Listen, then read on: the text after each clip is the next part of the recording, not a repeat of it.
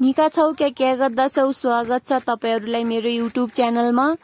आज चाहिँ मैले चाहिँ अब गोरुहरुलाई चाहिँ मेलातिर लगिराखेको छु। अब मेलाहरुमा चाहिँ अब घाँसहरु राम्रो छ। आजभोलि चाहिँ अब अरु ठाउँ भन्दा पनि अब घाँसहरु चाहिँ त्यही राम्रो छ, त्यही भएर चाहिँ मेलातिर लगिराखेको छु। बुनाइ लिएर यो चाहिँ अब गाईकन चाहिँ अब अगाडि नआग्दा पनि हुन्छ, गाई हामीहरुको पछि पछि आफै आइहाल्छ।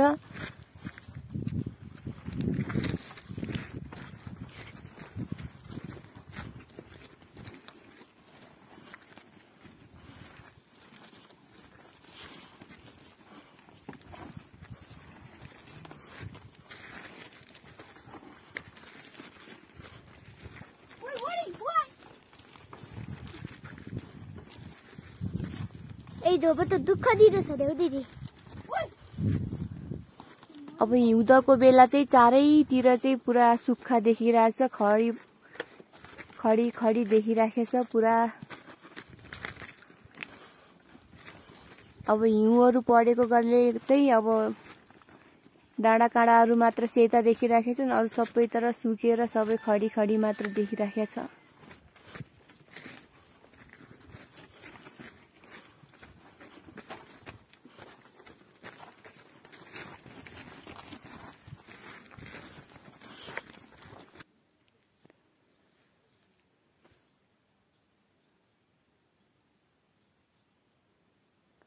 अब यो ठाउँमा चाहिँ अब बाटोहरु चाहिँ अप्ठ्यारो भए पनि तर अब गोरुहरुलाई चाहिँ घाँसहरु हुनेले गर्दा चाहिँ अब हामीहरु चाहिँ यहीतिर गोरुहरु चराउन ल्याउँछौं बढी चाहिँ। अब हुन त यहाँ धेरै भिडहरु छन्। अब कहिलेकाहीँ त ढोलहरु पनि आउँछन् हैन, माथिहरुबाट ढुङ्गा यत्रो ठुल्ठुलो लोटे आउँछन्। अब तैपनि अब यहाँ घाँसहरु राम्रो छ, अब गोरुहरु चर्न नि पाउँछ। अब उनीहरुको पेट टन्न भरिन्छ, अनि भरिएपछि त हामीहरुलाई दूध दिने भयो त, नत्र कसरी दिन सकिन्छ।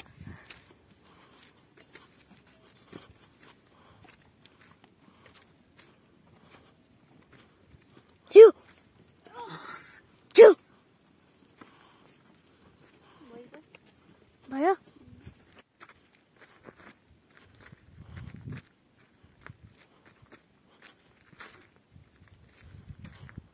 अब जानलाई त्यति धेरै अप्ठ्यारो पनि त छैन। अब बाटो चाहिँ छ छनलाई, तैपनि अब नआएको पहिला मान्छेलाई चाहिँ अलि गाह्रै हुन्छ। अब हामीहरुलाई त उति साह्रो गाह्रो हुँदैन, तर यहाँ चाहिँ अब नआएको अब नदेखेको मान्छेहरुलाई चाहिँ अलिकति गाह्रै हुन्छ। मेरो चाहिँ अब क्यामेराको चाहिँ आँखा अलि कमजोर भएछ।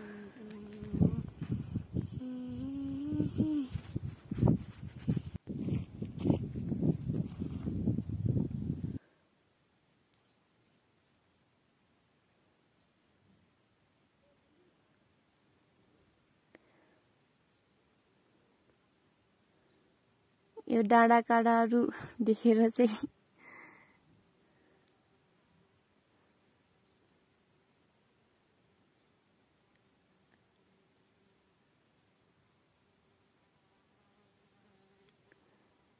गोरुहरु मस्त चरिराखेछन्।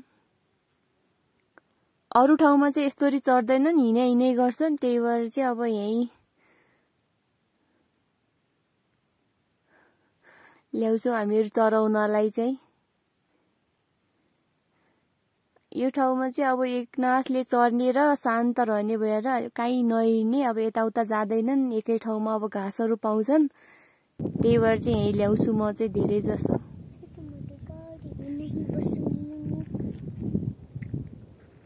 यो माथिको भिड हेरेर चाहिँ रियाक्सन दिउ भनेको त खै रियाक्सन नै असली आएन के।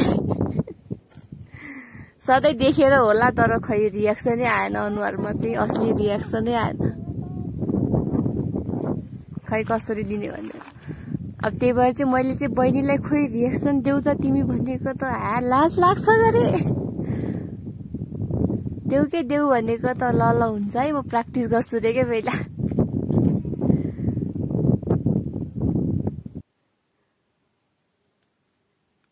ओ बहिनीको रियाक्सन फेरि एकचोटि दिने रे। अब हामीहरू चाहिँ सानैदेखि यो ठाउँहरू हेर्दै आएकोले चाहिँ हामीहरूलाई चाहिँ उति साह्रो त्यो अचम्म चाहिँ लाग्दैन कि त्यो, तर नयाँ मान्छेहरूलाई चाहिँ अचम्म लाग्छ। उनीहरूको रियाक्सन चाहिँ रियल आउँछ होला। हामीहरू चाहिँ अब सधैँ यस्तो गरिराखेको मान्छेहरूलाई चाहिँ उति साह्रो अब यो खासै केही लाग्दैन।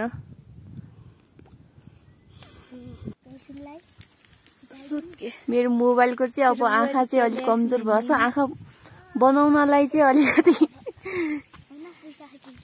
बढी खर्च लाग्छ अरे, त्यही भएर नि छोडिदिएको मैले त। चस्मा लगाएन मेरो मोबाइलको आँखालाई।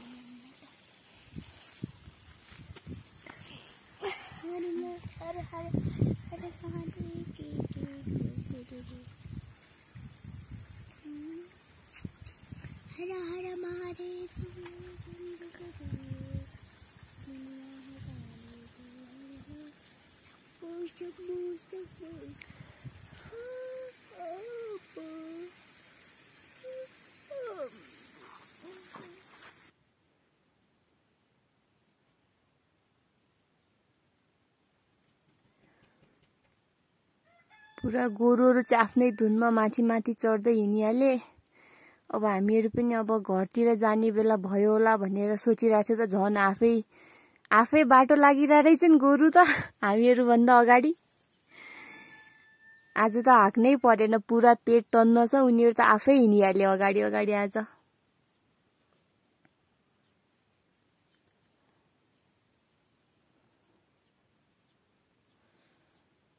अब हामीहरूले रोक्दा नि रोकेनौ। अब चाहिँ अब ठिकै छ त, घरतिर जाने नै त हो भनेर अब चाहिँ हामीहरू पनि उनीहरूको पछि पछि हिँड्दै आयौँ।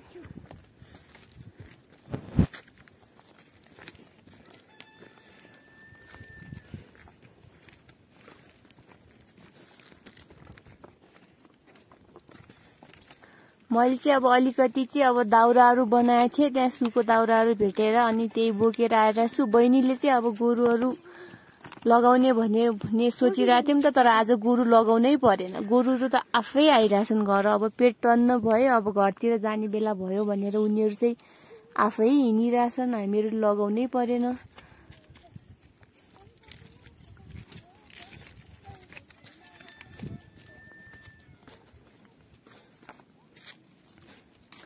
आजको लागि यति नै। मेरो च्यानललाई लाइक, कमेन्ट, शेयर, सब्सक्राइब गरिदिनु होला। धन्यवाद। बाई।